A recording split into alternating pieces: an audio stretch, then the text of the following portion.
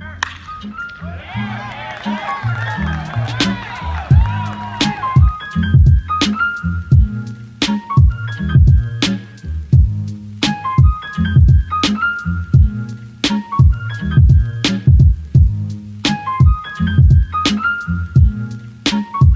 there, my name is Albert Dabah, and welcome to Extra Innings.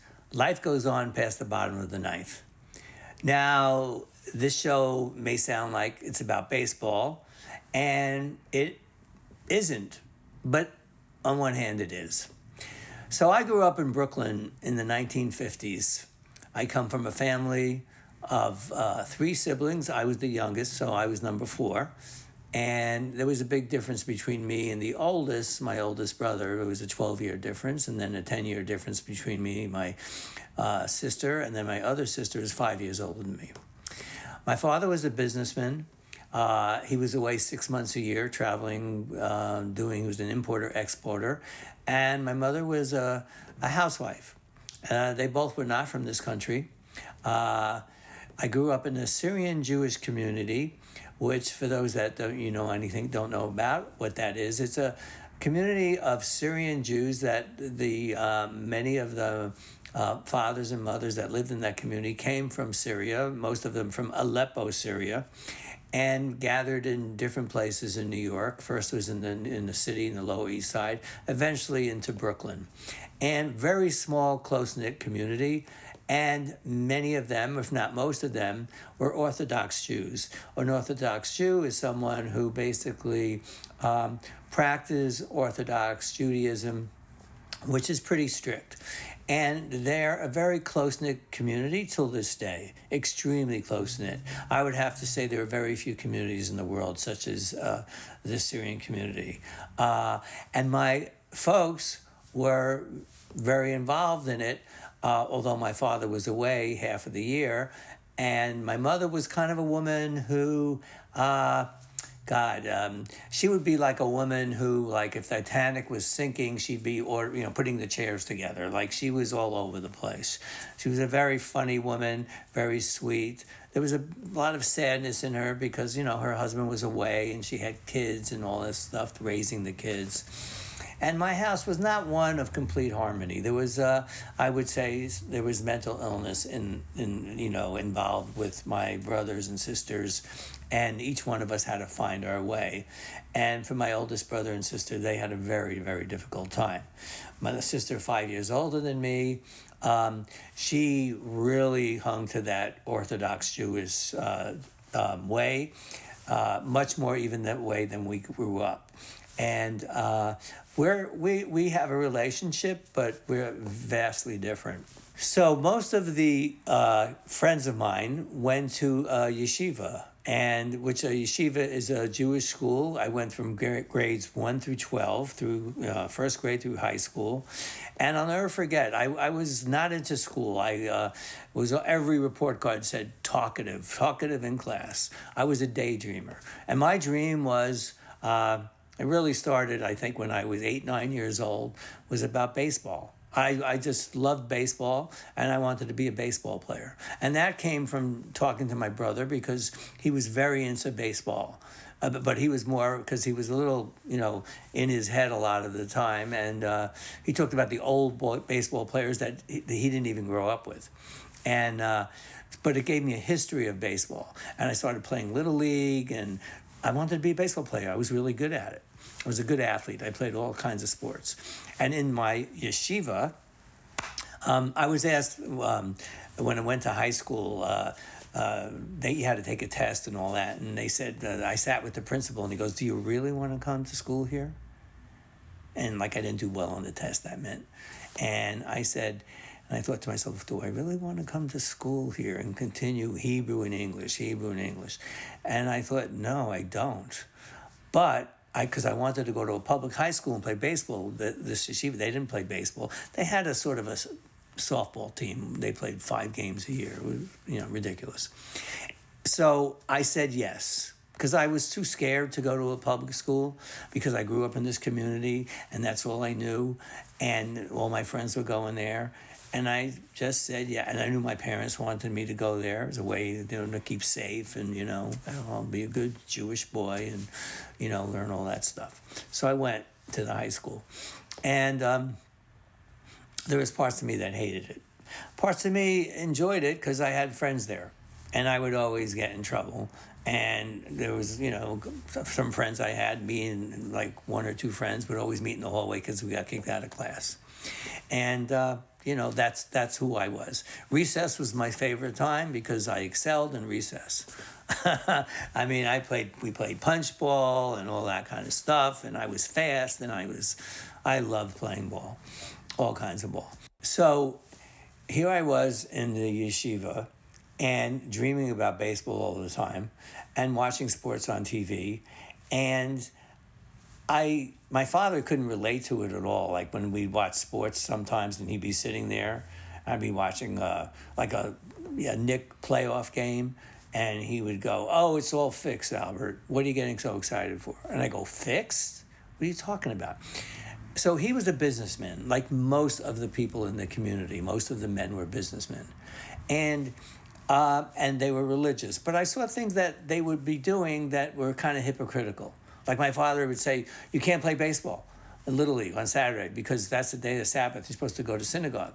And then I found out later that when he was away, he used to work on Saturday. So, how does that fit in? But I think, there's a lot of stuff about religion, which is a whole other story, that, there's a lot of things about it, depending on how you live your life and when you preach other people and expectations that you have, and then you look at your family going, well, what are they doing? So the basic thing is a lot of the time I felt like I didn't fit into the community, into the school I went to. And my question was always, what am I going to do with my life? What do I want to be?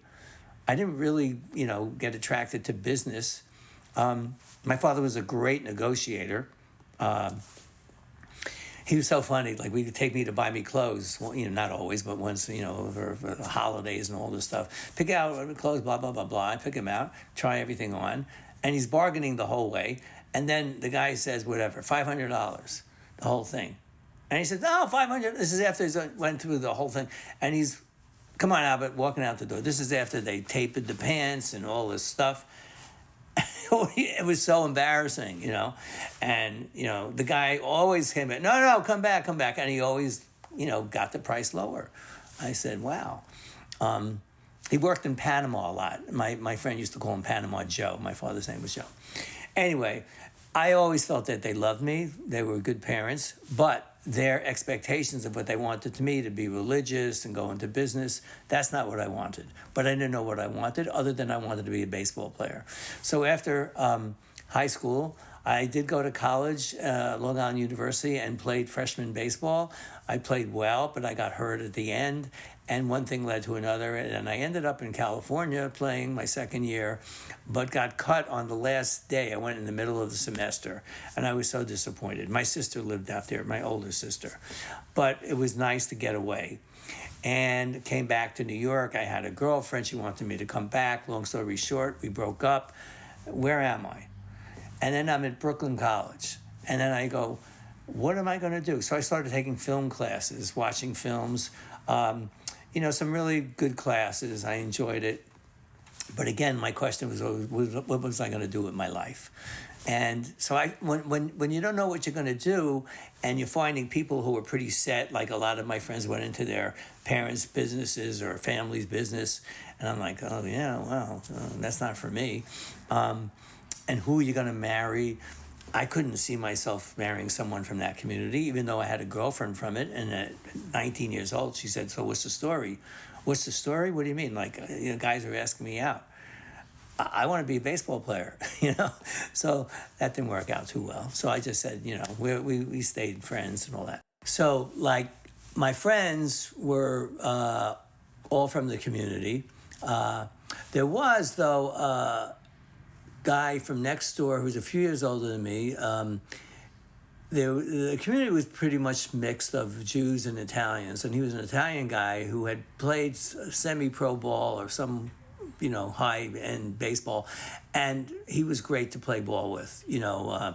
I remember once we went to this park, and he threw a ball so hard to me, I missed it and hit me right above the eye. I had to go to the hospital. But it was great. And when we'd go to the schoolyard to play basketball, I loved when there would be the Syrian Jews and the Italians, and sometimes there'd be fights because I got the court, we got the court first and all that. And I always wanted to play with them because I wanted to play with the best of the best. So and I was always the negotiator. Like I would say, come on, guys, let's not fight. This is stupid. I wanted to, play with them.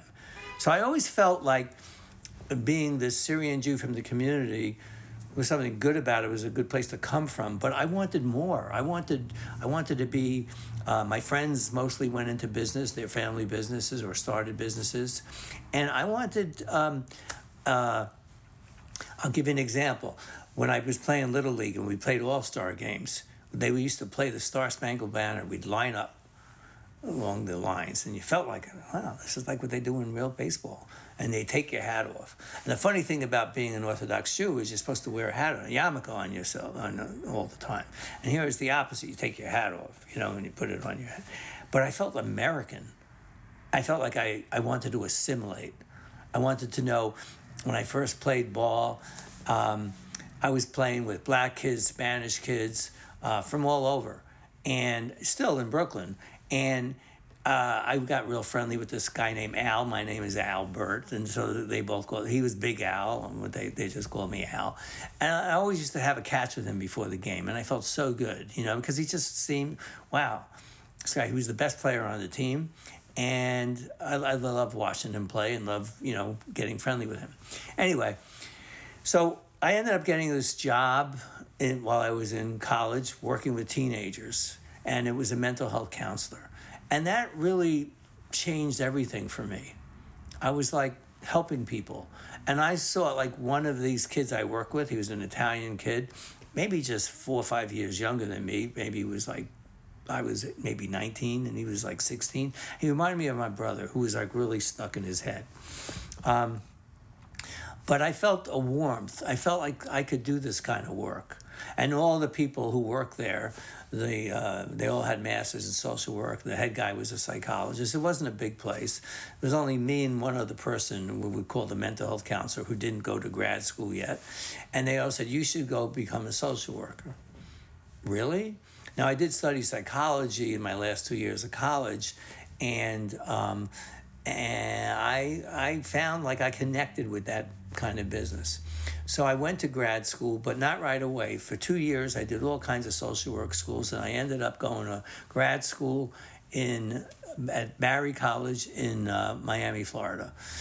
I applied to other schools. I got that and one other school, Tulane University. But they said, why is the GPA so low? Which was kind of funny because, it wasn't that high. So I didn't get accepted to many schools. And I said, well, I wrote this biography. I think some schools ask you to write an autobiography about yourself. And I basically said, I always felt different than others and felt like I wanted to make a difference in the world and help people. And that's not where I felt, my family was about, or most of my friends. So what happened was I worked in these different fields of social work, working with kids at a place called St. Agnes Home and School for Children. These were kids that some should have been in prison, some should have been, they were it was like a big orphanage with all kinds of kids. And I learned so much from that place. Many of the people who worked there, it was just a job for them. They weren't professionals. But it gave me an experience. So I finally went to this school, Barry University. I felt when I went there that I don't know how great the school's going to be, but it's going to be nice and hot. And they had tennis courts and a pool, which appealed to me. And even in their brochure, they said something like, we're only 10 minutes from the beach, conducive to studying. And I wrote, conducive to studying? Being near the beach? Well, yeah, I did go to the beach and take my books, but those books got full of sand. I never looked at a book while I was on the beach. And I skipped school a few times with those books, making like, all right, I'm going to study here. And I remember, meeting girls there. I went with a friend from school, and I really felt like I fit into that school. And what happened there was they had an excellent theater program. And I always wanted to try acting. I was always too nervous. I can't do acting. I'm too shy. So I took an acting class there with this woman who was great. I loved her. And she encouraged me to try out for one of the shows. And you could, they had people from outside. It was like a community theater within the school, and they had a big auditorium, a big stage, and all that. And she actually directed the show and cast me in the show. And I was the second lead. And I had to get all made up and all this kind of stuff and play like an older man in a Greek play. And I met one of my best friends doing that, who was in the school, and we talk every day now. Great guy. And I ended up getting into 4 school productions there. And that, and in the day I was, studying and working with clients, because the one thing about grad school, why I went, was it's 3 days you're working in a facility, a clinic, a hospital, whatever it was, actually working and getting training, and you only spend 2 days in classrooms. So that really appealed to me. And I felt that the most learning was the work that you would do and the supervisor that you would get. Now, I did have the great opportunity before I went to school to work as a therapist with even after that first job, with a great supervisor who told me the best thing you'll get out of grad school is look for a good supervisor. And I did. And I found my way in that school, which led me into acting, which then when I decided to come back to New York, I worked in a place being a therapist. Really enjoyed it, but I got into a show in New York, and that changed everything for me. I was working with a woman one night as a therapist who all of a sudden she had, I guess, classic bipolar, and she just started taking her clothes off right in our session, and I was like, what the? And I said, no, you can't do that here. So you had supervision, with the head of the clinic. It was a really good clinic, and I told him about the experience, and he said, I want to give you more clients. And I said, why? He goes, well, because you're doing really good work here. And I always wondered, was I doing it? Like, how do you know if you're really doing well with these clients? He goes, well, not one client has missed a session you had. Now, it was a part-time job at that time for me at that particular place. I think I was seeing about 13 people, and he wanted to give me another 3 or 4. And I hesitated, and he goes, what's the matter? And I go, well, I told him about the woman I was working the night before, and I should have gone home and studied more about bipolar disease. But instead, I went home and was studying the lines of this play I was in, which I had a second lead on, and it was coming right up. So he saw I had this passion for acting and said, it seems like, you love acting. Now I'm about, I don't know, how old am I then? 26, 27. So I thought about it. Like, in other words, he made it okay for me to think about, yeah, listen, you're young. If that's where your passion is, you can always be a social worker again. Think about it. So I did, and I thought about it hard, and I gave 2 months' notice, and I pursued acting as a career. And again, I didn't really feel like I fit in, because it was nothing I even thought I would ever be doing. And auditioning is, not easy, but I auditioned a lot because I was not fearful of auditioning. If I could give up on what I studied, I wasn't afraid. A lot of time actors say after an audition, they'll say, I nailed it, and they didn't get the job. And I saw the disappointment, but I realized and learned a lot that it's all about persistence. It's all about, and I learned this as years went on, that a lot of times when they're casting, the casting people don't know exactly what they're looking for. So you just have to go in and do your best, which is a good lesson in life. So I thought, well, why don't I met this guy who does all these videotapes, and I said, let me try to make some money doing that, because I knew a lot of actors. So I put signs all over. I had actor friends, I can do a tape for you. I bought equipment. I learned a lot from the guy who sold the equipment. I took one day of studying video production. And I learned as I went on. And it took a while to get some business. And I was working out of my apartment. And I started to get work.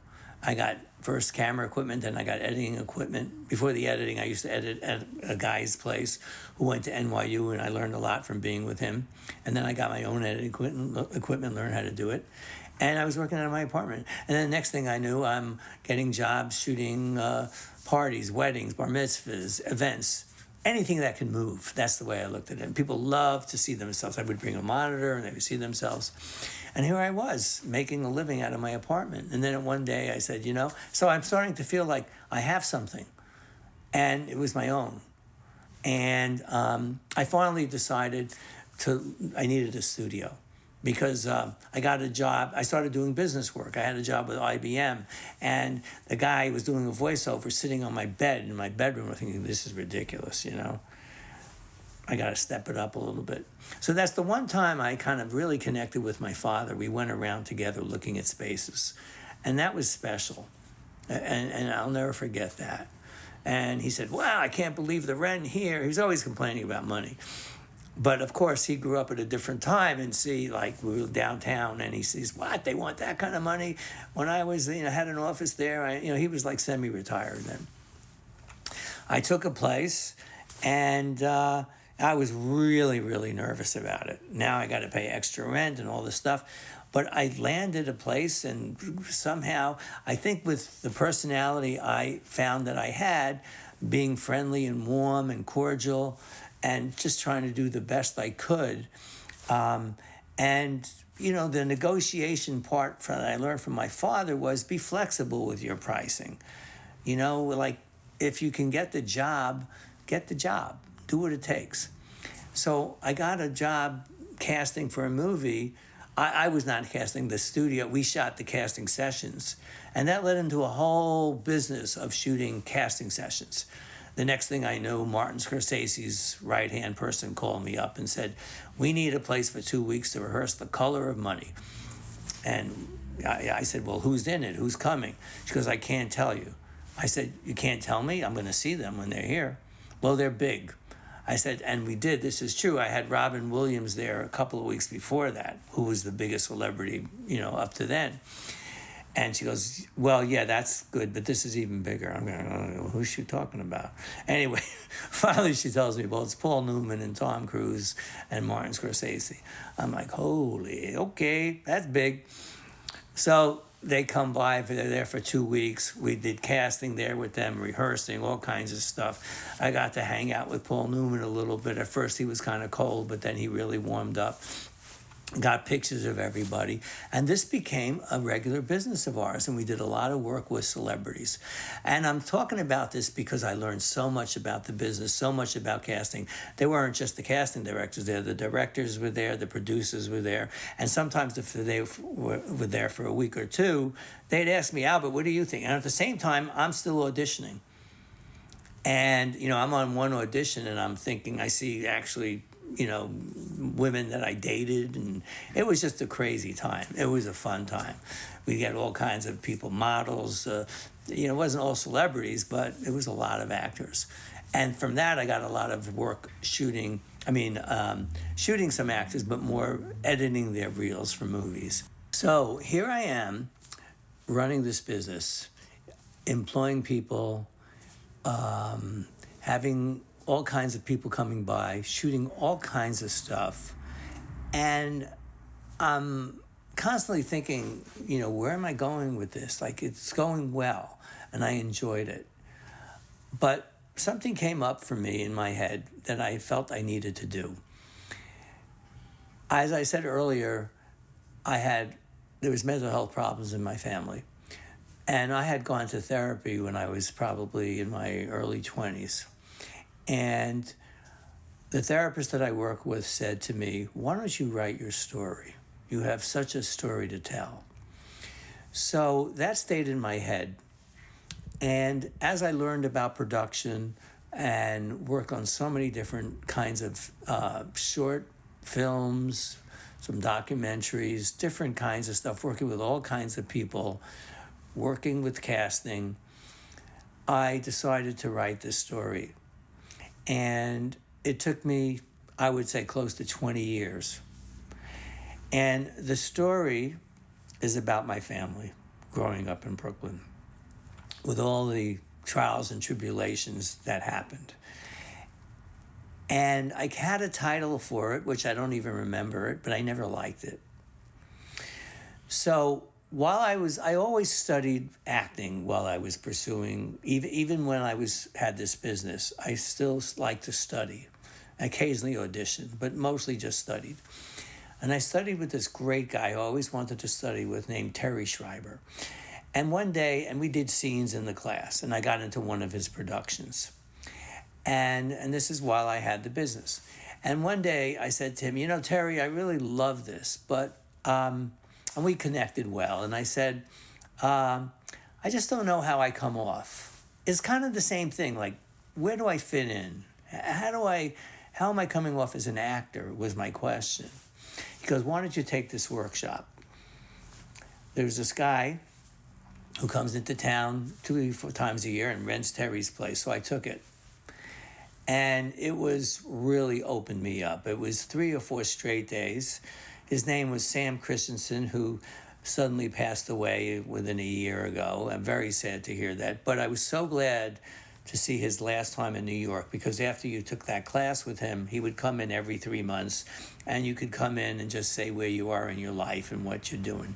And his class was about finding out who you are, how you come across as a person, not so much as an actor, although mostly actors took it, but not only actors. The one I took was all actors. And it was the majority of people were actors who took it. How do you come off? What's your what's your essence? Where do you come from? Like, what's inside you? And he would give everyone like a metaphoric name at the end. And he said, for me was, you know what I love? Extra innings. And I looked at him and said, what? And he would explain it.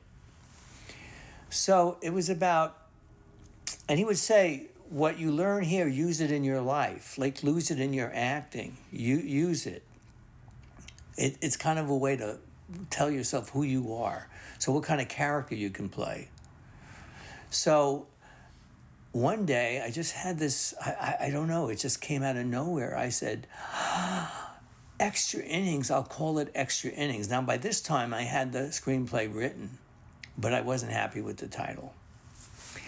And what Extra Innings is for me is, like I began the show saying, the name of the show is Extra Innings, Life Goes On Past the Bottom of the Ninth, is that it's about hope. It's about perseverance. It's about never giving up. And that's what I felt about myself. That with all the stuff that happened in my family, which if you'll see Extra Innings, you'll find that out, it gave me a sense of, wow, it just put it all together. So he was based out of Los Angeles. I'll never forget this. And I went to Los Angeles for a visit. And I called, I said, I want to come visit. He goes, come Sunday night, because that's when we're having that when everybody comes once a month, or, you know, whenever they did it there.